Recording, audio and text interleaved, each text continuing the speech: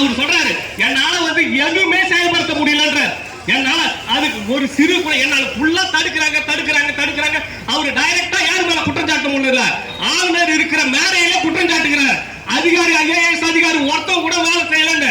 எதுக்கு இந்த ஊர்ல திரு ஐஏஎஸ் அதிகாரி?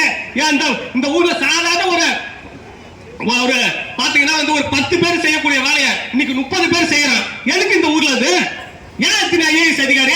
அவங்களுக்கு ஒரு காரு, அவங்களுக்கு ஒரு தனி வீடு, அவங்களுக்கு வந்து வேலையாட்கள் 5 பேரு, அவங்களுக்கு ஒரு இதுல வந்து தலைமைச் செயலகத்துல ஒரு ஆபீஸ், அவங்களுக்கு வந்து எத்தனை பேர் தெரியுமா?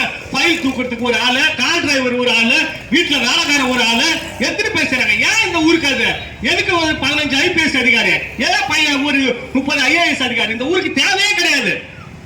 வேலை செய்ய முடியாதவங்க மரியாதைக்குரிய ரங்கசாமி அவர்களை பார்த்து சொல்கிறேன், தயவு செய்து இந்த ஆட்சியை ஆதரவை விலகி விட்டு காங்கிரஸில் வாங்க.